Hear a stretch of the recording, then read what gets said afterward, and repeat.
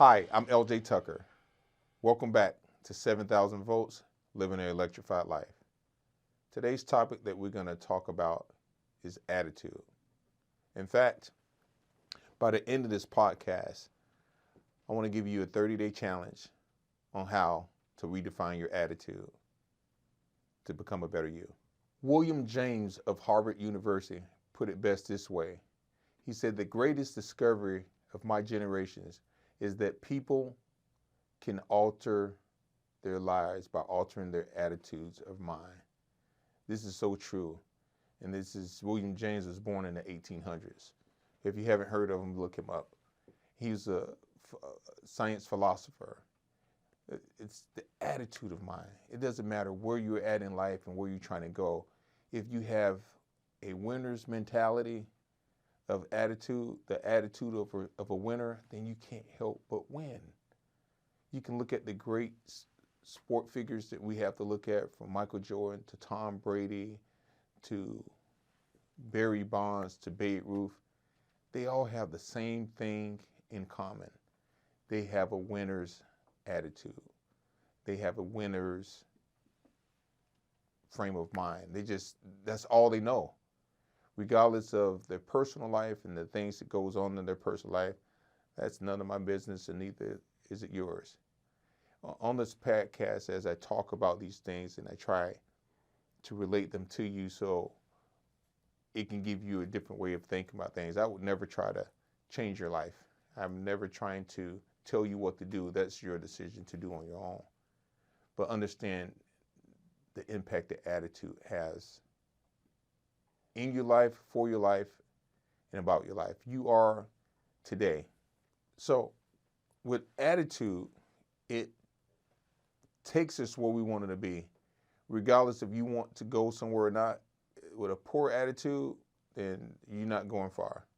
But if you have a attitude that I can do this, I will do this, then you have different results. I'm successful because of my attitude. I choose to believe everything that I do and I put my hands to will be successful. And I have the direct results from that. I've been able to build a successful business. I've been able to become a certified arborist, which wasn't a walk in the park for me. I didn't pass that test the first time. I took it. It took some studying, and it took a different mindset for me, because I consider myself a smart, intelligent person, but certain things are not my thing. And when it comes to testing, sometimes people struggle testing, and that was one of my struggles. It's not that I didn't get the material. It's like you get test anxiety sometimes, but I had to change my attitude towards that test in order to pass that.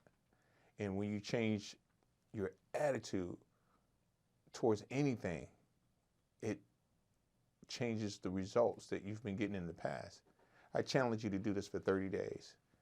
I challenge you to make a conscious effort on your attitude. Even if you don't like something, say, you know what? I might not like it, but I'm going to change my attitude towards it. Because sometimes it's a you problem.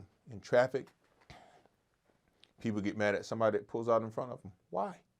Just have a positive attitude. Hey, no worries. If you leave on time, maybe you won't get upset when somebody needs to get over and they got their blinker on, and you choose to speed up to keep them from getting over. Leave a few minutes earlier so other traffic goers don't bother you. It's the attitude that keeps people from struggling. The ego gets in the way. And the ego keeps people from being successful. It just does. When my ego was in the way when I first started in business, I couldn't grow. I had an attitude of, I couldn't do this, I couldn't afford that. Oh, I'll never have that. Oh, look at that truck over there, I'll never afford this. And that was my attitude, a poor, lackluster attitude of life, because that's all I knew. I wasn't around positive people like I am today. That wasn't my circle that I was in. And because of it, I got the exact results of what I believe. I had a poor attitude, and I got the results of a poor attitude person. So if you would make a conscious effort, not just one day, not just 2 days, just one day at a time. That's it. That's all it takes, one day at a time. And you see the results in your life.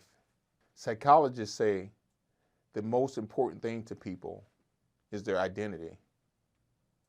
Me personally, I wouldn't trade my identity for the world. And we live in a world where everybody's trying to trade their identity to be something that they're not, to be somebody else, just to find out later that, oh man, this person was a fraud, or this is person's that. You have to live and run your own race. You have to have your own identity. Yeah, it'd be nice to have Oprah Winfrey's or Michael Jordan's or Warren Buffett's money, but not in the case if I had to use my identity. People like, if you could trade places with anybody, who would it be? And they'll name some famous celebrity. Like, okay, we'll grant you your wish. What if God said, I will grant you your wish? But guess what? You have all the money, but now you have no identity. Who are you if you're somebody else? You lose your name, you lose your identity. And so you got to ask yourself that question. Who are you? Who are you trying to be? You have to have that attitude of who you are to become the person that you're trying to be. So I've learned to have a positive attitude and a positive outlook on life as a business owner, as a father, and as a man. And there's certain aspects that I have to learn, and I have learned, to help me stay functional. One of the things, a couple of things I do acupuncture, and I go to the chiropractor. And before those, the two, especially the acupuncturist, I used to have real bad allergies, which makes me get, not breathe the way I should breathe, especially during pollen season.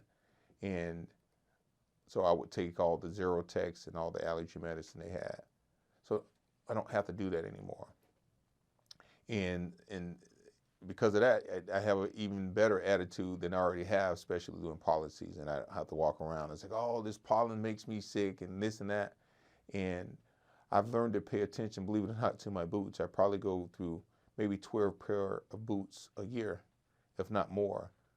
Because if I don't pay attention to the soles of my boots, I start walking unevenly on the ground.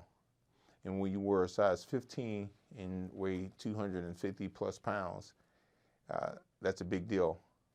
Because at 6'5", walking unevenly like that throws your back out of alignment. And so instead of going every other week to the chiropractor, you may have to go twice a week. And I always know, because I'll get this sharp pain throughout my back. And with that sharp pain, it causes me like, why is my back hurting so bad? And it causes me to look down at the bottom of my boot. So I pick my foot up, and once I see that heel is worn unevenly on my boot, those boots come off, they go into the trash, regardless of where I'm at. And I know it's time to get the new pair of boots off the shelf, because I normally have a new pair of boots sitting and waiting. So that's one of the things that allows me to function evenly, be even keel, is my back is a part of my health. Goes the back, goes my attitude. So how can I keep a positive attitude? Well, I have to watch my boots on the ground, believe it or not. And I have to be at my optimal best, my optimal health. And how can I do that? I have to pay attention to the details of things. I have to not try to keep up with Larry, Moe, or the Joneses, or however they say that. I have to be true to me. I have to be true to myself. There's a story called The Acre of Diamonds. I don't know if I ever shared it here on one of my podcasts, but I'm going to share it today. I think I heard this from Earl Nightingale. You can look this up to hear this story. I'm going to try to get close to it as possible. There's a farmer in Africa that heard about these diamonds and how people were getting rich and getting this money off of diamonds. So he sought to become a diamond dealer, and so he sold his farm, and he traveled the world looking for acres of diamonds. And I think he tried it for about a year, and he was unsuccessful. He was unsuccessful of trying to find his acres of diamonds. So a story would tell it that he jumped off a cliff and committed suicide because he couldn't find what he sought. A few months later, the property that he sold to go look for these acres of diamonds. They found out was one of the richest diamond fields in all of Africa. And as of today, as storyteller, it turns out to be one of the #1 diamond places in the world. And now, the message I got from the story, not only was this guy living on acres of diamonds, he didn't know what he was even getting himself into. He didn't even know what a diamond looked at in its rarest form. And so he sold everything to go look for something that he already owned. Have you ever did that? Have I ever did that? Absolutely. You know, and I believe the first time I heard that story, it just helps me. It helped catapult my business to another level, because you can be sitting on your acres of diamonds. I know I was. It just, you know, after hearing that story, it just made me study my craft that much more. It made me have such more of a positive attitude towards what I did, because I was literally sitting on my acres of diamonds, and so could you be. So in hearing stories like the acres of diamonds, it just helps keep me balanced, because sometimes we can get besides ourselves, we can get ahead of ourselves, and we can lose track of our own balance. And in order to keep track of our balance, you have to maintain a positive attitude to do that. And it's not an easy test. It's not something like, oh, I'm just going to start having a positive attitude when you have years of such a negative attitude or a lackluster attitude. So my faith, my calmness, my commitment to not only be the best that I can, be the best father, be the best salesperson, even though I don't consider myself a salesperson. It's just a part of the territory. But to be the best that I can, sometimes I have to mute the radio. I have to turn the TV off. I have to not listen to the outside influences that can shape or determine me making a decision that's not going to be most influential to me or those around me. And so I have to find that balance by listening to positive material when I do listen, by surrounding myself with people that's like-minded, because it's easy to be like the 95% hang with people that's not going in the same direction that you are. But what are results from that? I used to have the 3 strike rule. When I talk to a person, whether in person or on the phone, and they hit me with a negative report, oh, this is going wrong or that going wrong. And in my mind, I constantly like strike 1, and then I'll redirect. Well, it's not that bad, you'll be fine. And then they come at you again with, oh, well, my dog did this, he done died. You're like, that's strike 2. And so you redirect, and well, he's in a better place, and you know, everything happens for a reason. And then they come with something else negative. Oh, my car broke down, I just don't know what I'm gonna do. And then I'll hit that strike 3. And no more redirecting, it's time for me to go. Hey, I just remembered I had to do something. I'll talk to you later, good best of luck to you. And that's how simple that it is. And that's how I keep not only negative people, but people with a poor, lackluster attitude from around me, because it's contagious. In life before I did those things, it seemed I sat down long enough and listened to people's sorrows and woes. It was like that black cloud that followed them started following me. Everything that could go wrong went wrong. I'm like, man, everything was going good until, man, I started listening to this man and his problems, and now I'm having all these problems. And that's just how it works. They say misery loves company. If you don't make a conscious effort to stay balanced and stay focused on your own tasks and your own goals, it's going to be hard, because you'll let somebody else project onto you. It is so very important to maintain a positive attitude, regardless of what part and walk in life that you're experiencing or doing. I can remember a time I went to help a friend. They had to pick up a washer and dryer. And so they asked, can I go to the Salvation Army with them because I had a truck and help them out? Like, no problem. I got you covered, because you know you want to do your good deed, but there's a saying that no good deed goes unpunished. That's true in a way. So this particular day, I go to help them, and they get out of the truck once we get to the place. And this is before backup cameras on trucks and stuff. Well, they let the tailgate down on my truck so they can get the washer and dryer. But they stood in my way where I can see them, and they backed me up into this parking space, which is no big deal, except I didn't see the ballards that were sitting there, and they didn't say anything. They just kept backing me up, and I backed right into the metal posts, which are called ballards right there, and it dented my tailgate. So, of course, this person can't afford to pay for it. They're getting a free washer from the Salvation Army, so this is going to be my expense. So I get out, I see my dented tailgate, and I can't help but smile. And all the bystanders had something to say. They said, oh, man, you ain't mad? Man, I would be pissed if that was my tailgate. And I looked at them with a Chuck E. Cheese smile and like, well, it's only a tailgate. We can get it fixed. When I wanted to scream and rant and rave, I didn't. It was easy to do.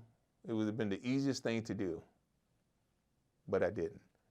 And of course, what else could happen? I fixed the tailgate, and that's in it. It cost me a few $100, but I fixed my tailgate and I kept it moving. When things happen, the simplest and easiest thing to do is to keep it moving. Because what is it going to change for you? To cuss, get upset, bring your blood pressure up, bring your stress level up? Over what? At the end of the day, what just happened has happened, and it has to get fixed. I remember my first dump truck. It was a 83 C70, and I still have it. It's not in the best of conditions because we don't use it. It's sitting here on the yard here at the office. And I did a miscellaneous, I call it a miscellaneous job because it had nothing to do with trees. We took the sidewalk out for this guy so he can get a new sidewalk. And I loaded it onto the bed of my dump truck, and we took it to dump it at the dump, the concrete dump. Well, concrete is a little bit more solid and heavier than trees. It's heavier than dirt. It's solid weight. So I went to dump this truck at the dump, and what happens? The whole bed of the truck buckles and it breaks entirely off. I was lost for words. I wanted to kick and scream, but I didn't. I'm glad that the truck didn't flip or tip over. I got out of the truck, assessed the situation, and everybody was looking, shaking their head like, boy, oh boy, I would be pissed. And inside, I wanted to scream again, but I didn't. The guy's like, what can we do to help? I said, can we get it back on? So they helped me with the loader. He put it back on. I grabbed some chains, I chained it down, and the only thing I could do from there is take it to the shop for them to fix it. It set me back $1,500, but it got fixed. What changed? Nothing changed. I just had a positive attitude about what happened. That's life. Things are going to happen. It's all how we respond to it. You have to have a positive mental attitude about anything and everything in life in order to move forward. So remember, your today, how you living today, where you're at in life today, is from choices that you made yesterday. So as we move on, it's always from one situation, whether it's something physical that happens or you're dealing with people. And as you know by now, and if you don't, I'm going to say it again, my faith allows me and it keeps me balanced where I can keep that mental positive attitude, because I have to deal with employees every day.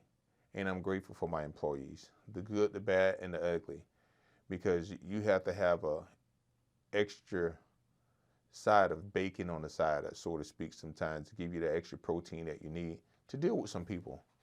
Because some people, they would try to project their problems onto you. And one of the sayings that I say in the meeting, hey, and I learned this from my godfather, what's the next step and what can we do to grow? Because if you're looking to be in the same place next year this time, then you're in the wrong place. And I let my people know this because I want to see them grow. Because what happens when you're around people that work for you that's not trying to grow? Well, what's the opposite of growing? Not growing. So when a person don't grow and people around them are growing, what tends to happen? Well, jealousy tends to happen. Resentment seems to happen. So you get these little verbal attacks or these little attacks within inside your own organization when you deal with people that is not growing. So you have to figure out a way to keep them engaged, encouraged, and just encourage them to, hey, you got to have a positive attitude. And sometimes when people don't manage their own affairs, what tends to happen, the jealousy will kick in because they don't manage their affairs and you manage your affairs. So you'll be on the end of their attacks. And unfortunately, I had to let people go like that because what happens is you get attacked. Oh, I'm not paying, you're not paying, I'm not getting paid enough money. I'm like, hey, it sounds, you want to say it sounds like a personal problem, but I remember in my days before I owned the business, I worked several jobs. I've worked 2 jobs at a time, sometimes 3 jobs at a time, because the one job I was working didn't make enough money, so I had to supplement and put myself in a position to succeed. And sometimes when people come to work with you and their expectations are different because you discuss the salary and what they're to be paid.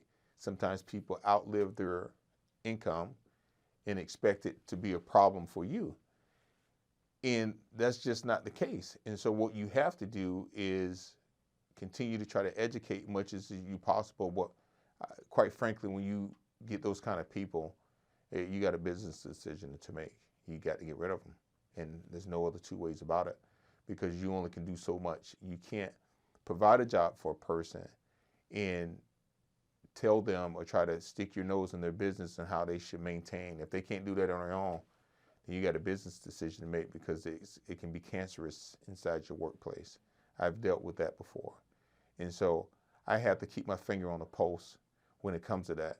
And we're blessed not to have those type of people part of our organization anymore because it's hard to grow your business in dealing with people inside the business attacking you from the inside when they should be on the same page and grateful for where they're at with the opportunity to move forward with their life and be an asset to themselves and to you and your company as well too. I know for a fact, for whatever company I work for, not only would they hire me back because I was an asset to them, but I took pride in being an asset so I can help a company grow. It reminds me of an interview. I was interviewing a candidate for a job, and all I heard was me. So about 15 minutes into the interview, I just stopped it and just, hey, listen, I appreciate you coming out. I appreciate your time. We're not a good fit for each other. And I just knew during the interview process, like the initial paperwork and stuff seemed like it was a good fit and stuff, but after interviewing, I realized this was going to be misery if I hired this person into my company. And so I made a business decision, and I made it quick, fast, and early before it even got started. And he wasn't upset. I wasn't upset. I had a business decision to make. And you have to have a positive attitude to make those type of decisions so you don't disrespect a person, so you're not unkind to a person. It's that attitude, knowing that, hey, listen, I'm looking for a certain quality of person. I'm looking for a person that wants to be here. I'm looking for a person that wants to grow. Because when you get a person in an interview and they're telling you everything up front about them, it's up to you to listen. It's up to you to pay attention to the application and make a business decision from there. Because if you don't, it can set you back 6 months to a year. We see it play out in a bigger form in the sports world, in Hollywood.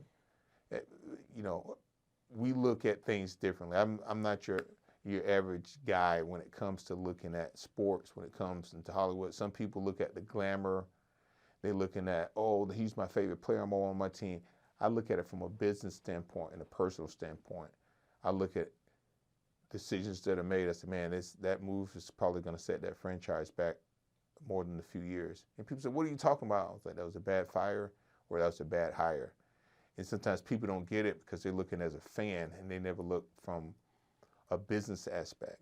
And those, as a fan, we get caught up, oh, I can't believe they let my favorite player go.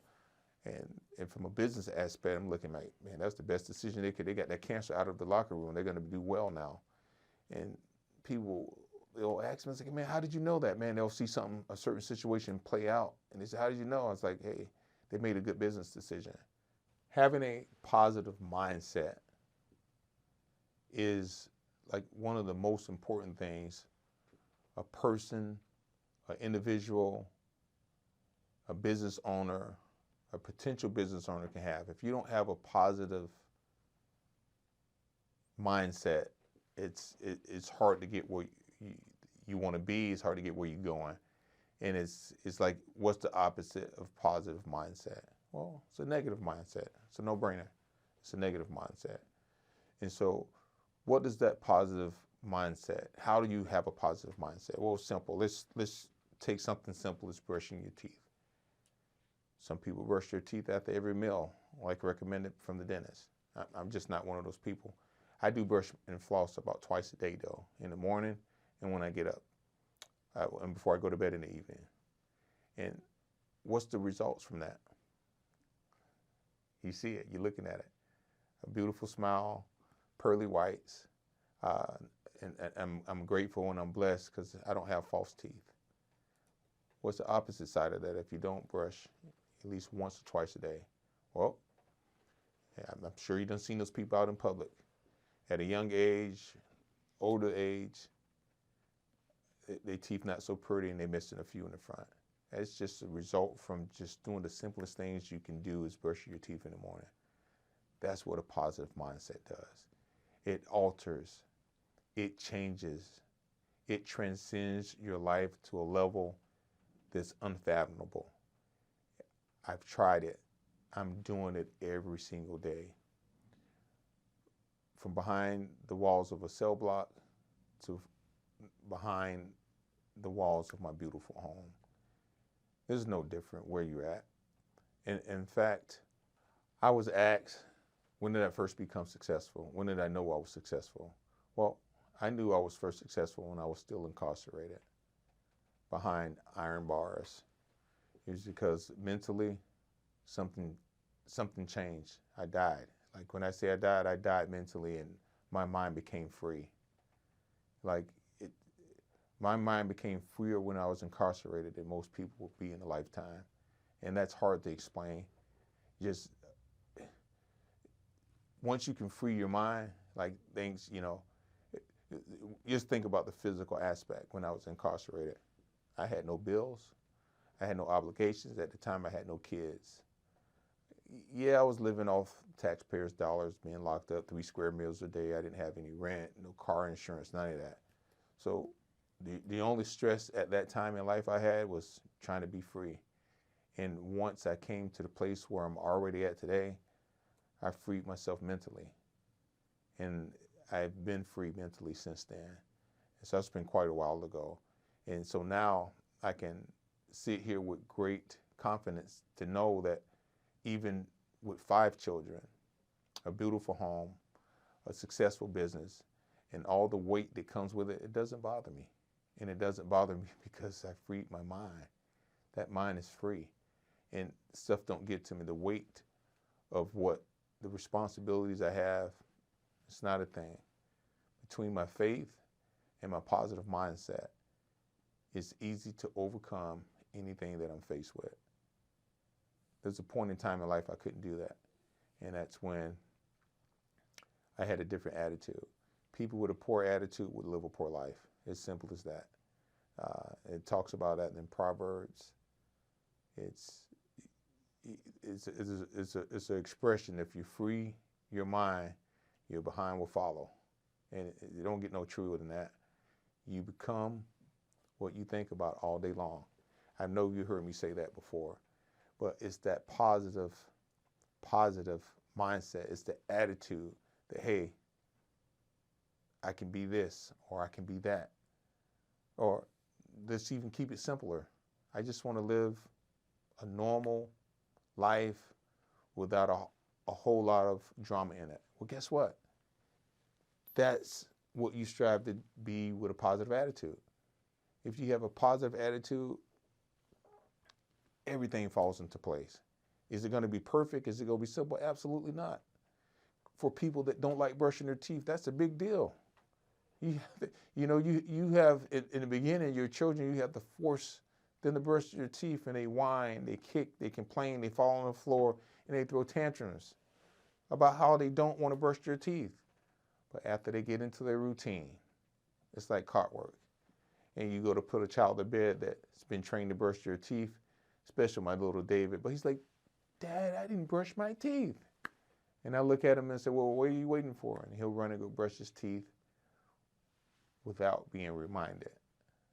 What I've learned in this business, in this walks of life, is, number one, you have to have a positive mindset and attitude. Unfortunately, I've had to let people go after their first day because they had the opposite of a positive attitude, especially when it comes to trees. They're talking about, man, what if this tree fell on me? What if this and what if that? And you have to say, time out, man. You may think it, but you need to keep that to yourself. We don't talk about falling or cutting your arm off with a chainsaw or destroying property, because once you speak it, you can create something to happen that shouldn't be happening. And unfortunately, if you don't have a positive outlook on what we do in the tree industry, and you think in terms of negative results, then you may get those negative results sooner than you expected, sooner than later. And I've seen it happen time and time again. And so now it's not tolerated. It's just not tolerated. And the energy, if a person don't bring positive energy to the table, if they come with negative energy, I address it once. The second time, I'm making a business decision, quick, fast, in a hurry, because it's not worth it to have that type of cancer in the building.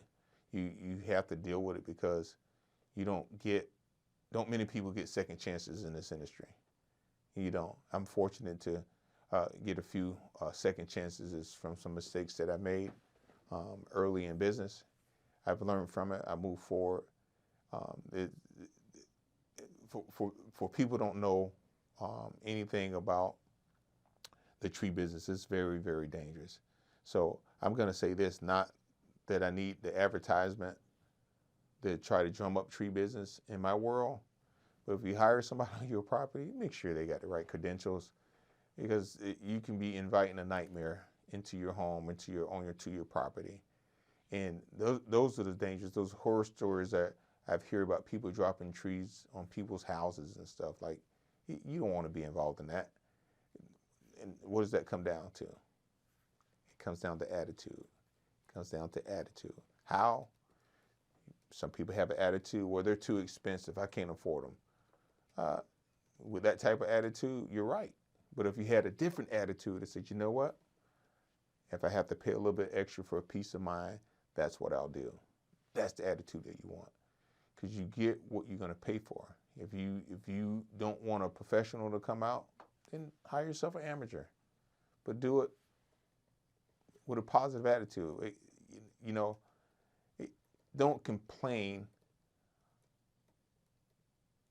about the work somebody's doing when you didn't hire a professional to do it. Like, don't complain about the job that's being done when you went with the lowest bidder. It's like, don't complain about the car that you bought off Craigslist when you didn't buy it at the dealership. It's simple things, people. It's very simple. It doesn't take much. It just takes practice.